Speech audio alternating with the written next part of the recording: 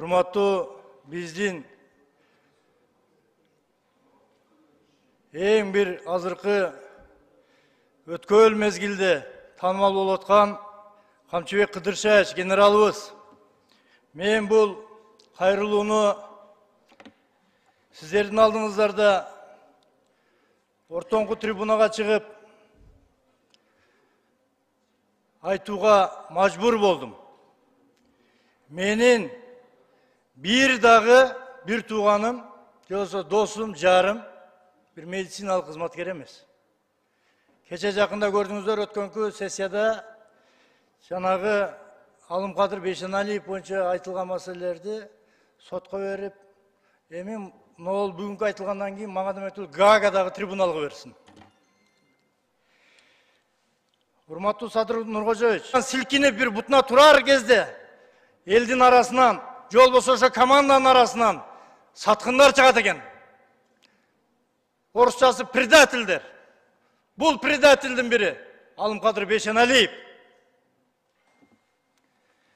Алымкадыр Бейшеналиевди айтар элем. Бул киши жумушка келгенден бери президенттин ишенимине кирип, анын атын сатып, мамлекеттеги эң маанилүү саналган саламаттык сактоо тармагын жалпы системасын талкалап бүтмөй болду. Туугандар, мен убакыттын тардыгын эске алып, анча-мынча эле фактыларга таянып айтып кетейин.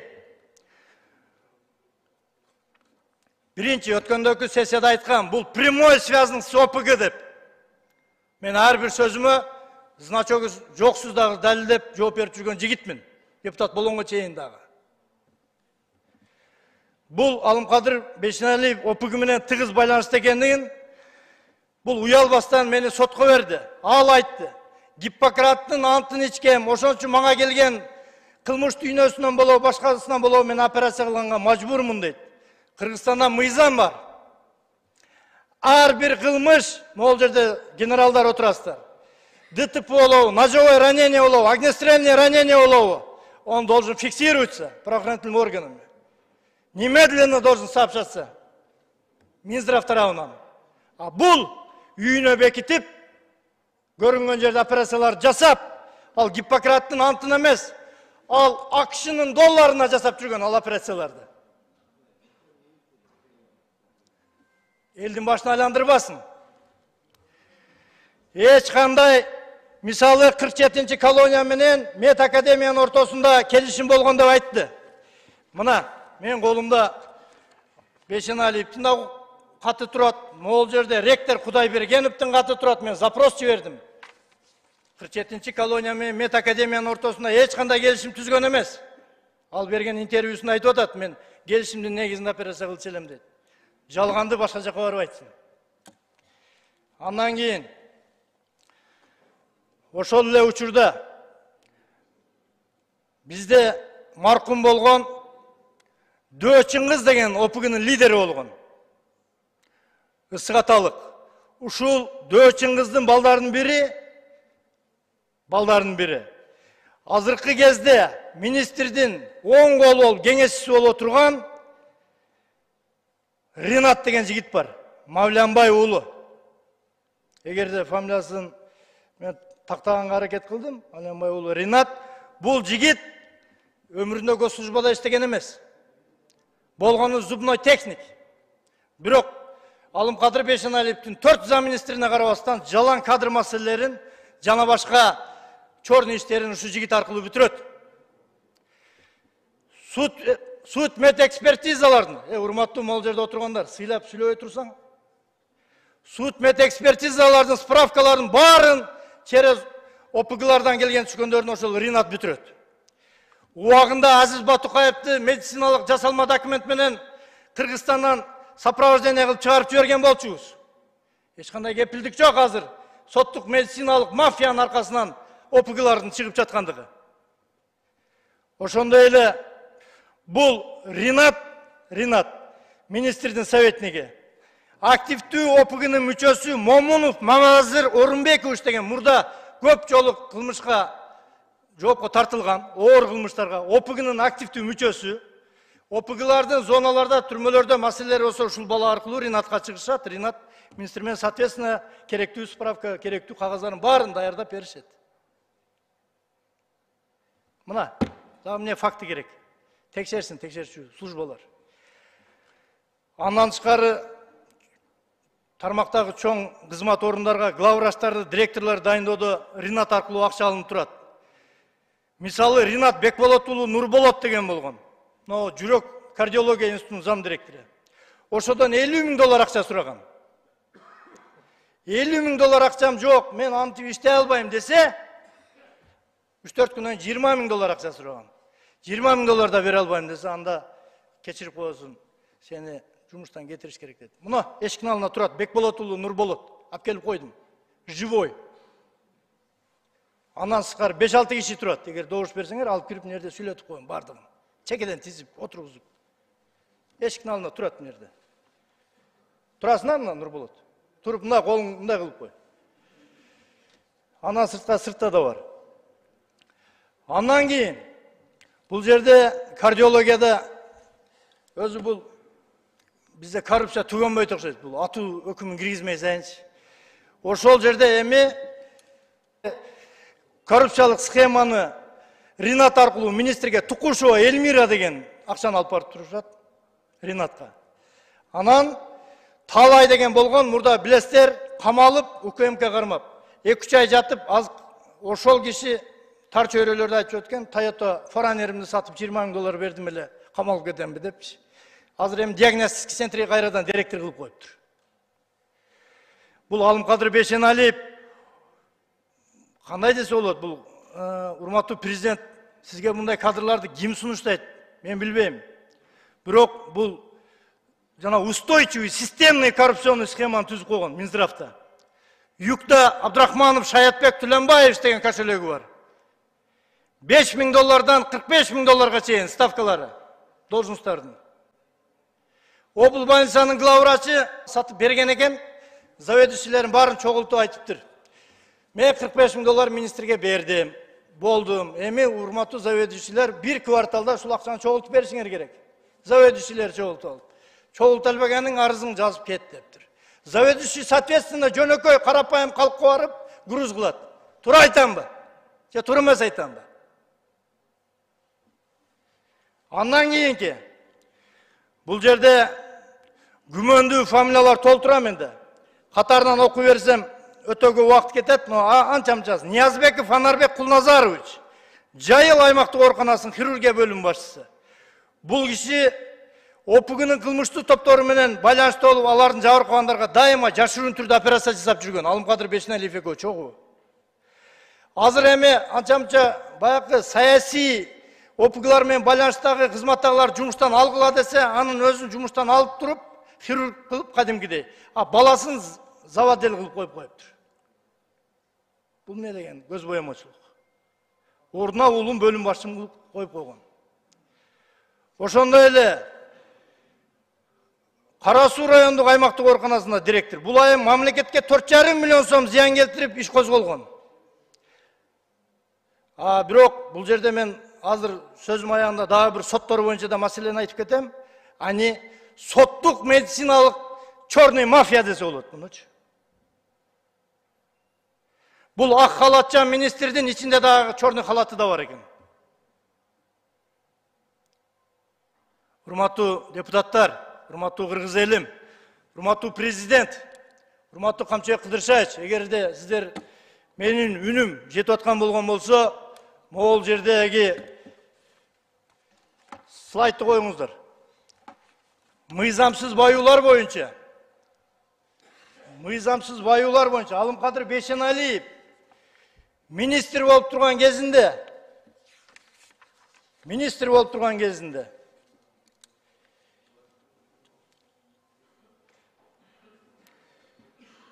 жекеменчик чет элдик компаниялардан 2.460.000 доза вакцинасын 1.581.471.315 сомго сатылып алынган. Түшкөн акча каражаттары офшорго кеткен.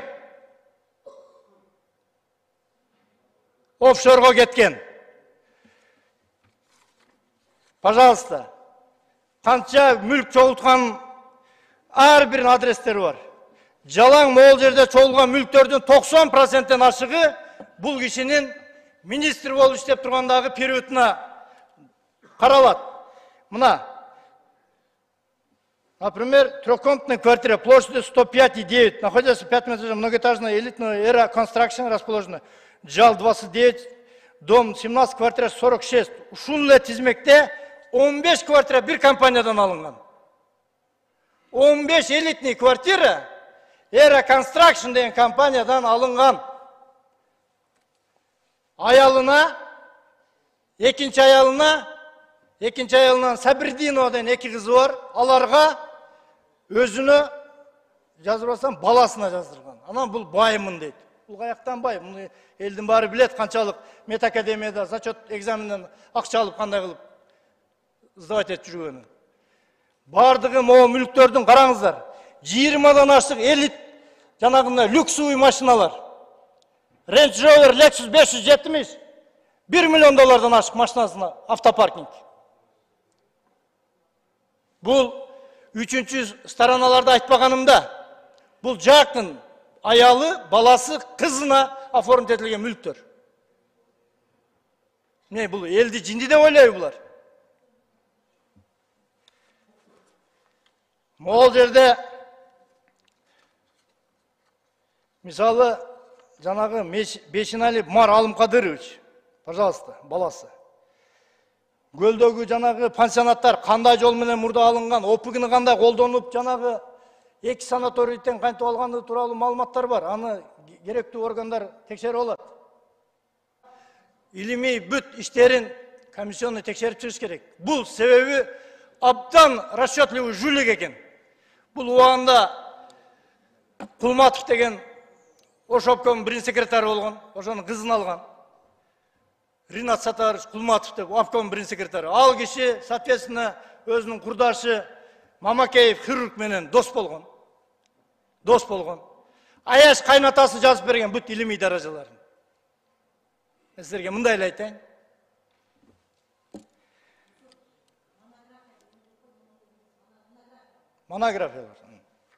Монографияларын. Эми бул жерде коррупция боюнча көп маселелер бар. Бул Алымкадыр Бешеналиевдин жүргөн жери коррупция экен. Садыр Нуркожоевич өзүнүн саясий эрки менен кумтөрдү кайтарды. 100%. Бул өтө чоң жумуш. Ошол кумтөрдөн пайдаланып, Акаевдин заманынан бери оңдолбой келген алтын балалык деген бар эле, көлдө билесиздер, э? Ошону ремонт кылып берди. Ошого 300 миллион сом акча бөлүп берди президент. Ошол 300 миллион сомду да уруп кетти бул жагын. Балбак Зарлыкович, сиз көлдүн депутатысыз. Барып текшерсеңер болот, мен могу сөзүрмө. Мына, мисалы 300 миллион сомдун курулуш иштерине бөлүнгөн. Алымкадыр Бешеналиев өзүнүн баласынын фирмасы аркылуу аны ремонт иштерине киргизген. Баласынын фирмасы аткарууга алып, ошол иштер сапатсыз, жарым-жартылай жасалып, 150 миллион сомго чукул акча каражаты уурдалган. Долбоордо көрсөтүлгөн курулуш материалдарынын ордуна сапатсыз материалдар колдонулган. Элементарный мисалы керамикалык кафелдин ордуна сапатсыз линолеумдер төшөлгөн. Эшик жана ички жанакы материалдарды айтпай эле коелу. Натыйжада мурдагы директор Алымкадыр Бешеналиев менен азыркы директор Замир Асанбаевдин ортосунда кабыл алуу актысына кол коюлбай талаш-тартыш жаралып келет да сих пор. Азыркы директорун. Эми Алтургай алтын балалыкка келген мебелдерди Алымкадыр Бешеналиев Бишкектеги үйүнө таштып кеттир. Мебелдерди. Анын ичинде нан бышыруучу производственный шкаф да бар экен, балдарга нан бышырып берүүчү. Ал шкафты дагы мебелди да алып келип бер деп хутордук складтын башчысы бар экен, Нургүл деген эже. Кайра чалат экен, эртең бүрсүгү менен мебел дагы кайтпайыптыр, шкаф дагы берилбептир. Ал кеткенге жараша бүт мебел себели менен тазалап кеттир, баягы кымбатыраак мебелдер. Бул эмне деген пастык? Ошол эле учурда эл аралык жанагы донорлордон, жанагы Кызыл Жарым ай деп коелу, ошондой коомдордон көптөгөн гуманитардык помоштор, матрастар жана башкалар келет экен, аны бухгалтері Салтанат деген Акматова Салтанат екеуі сатып Салтанат министрмен иштеген кезде эле сразу 2 этаж үй салыптыр. Аны ГКМ текшерсе болот. Ал эле эмес легендарлуу ушул ак үйдө тосмо бар эле. Башынан 3 революция өткөргөн тосмо. Ушул тосмону управделами ошо алтын балалыкка берген. Аны да эптеп-септеп тосуптур дагы, калганын кыркып металлга сатышыптыр жана Акматова Салтанат экөө. Бул не деген нерсе бул? Бул өмүрүндө бир ачка кишилерди алып келип алганбызбы? Легендарлуу сиздердин заборуңуздарда бөлүп ачкан сатып жүрүштүр баягы Акматова Салтанат экөө. Буга көрсөтмө бере турган кишилер толтура ошол жерде. Кайсы жака барып саткандан бери. Ошондой эле туугандар, бул көз боемочулугу токтобойт экен. Бизде ФОМС деген бар, билесиздер. 92-91 жылдары бул защищенный статья болуп түзүлгөн. Ошону бул через Минздрав ушун акчалар, бул акчага тойбогон киши окшойт. Бул Минздрав аркылуу өтсүн тигинден мындай деп атып, элдин баарын башына айландырып атып, эми мүмкүн жана фармация деген ишкананы президентибиз, Кабминдин башчылары туура эле ойдо жана кандай кылышкан, түзүшкөн. Ошол бирок ал жерде уставына көрсөтүлүп турат. Производительдерден, дүйнөлүк производительдерден фармация прямой контракт менен арзан дары-дармектер обеспечить этсин Кыргызстанды деп. Тилекке каршы фармацияда андай болбостон посредник частный фирмалардан срогу бүтөйүн деген дарыларды фирмаларда жиндеместе. Мамлекетиңе өлүп кетти. 1 ай, 2 ай, 1,5 ай калган кымбат баалуу ар кандай дары-дармектерди жанагы Элеман деген мамлекеттик аптека деп пиар кылып атпайбы? Ошолорго өткөрүп коет. А бул фармация жанагы Элемандын логистикасы, склады, транспортировкасы эч нерсеси чечилбестен туруп, ушуга аракет кылып, азыр мамлекеттик ооруканаларда дары-дармек дефицит. Элементарный жүрөгү бармаса изакет жок. Врачтар перчаткасыз иштеп аткан жерлер бар. Не деген бул башаламандык?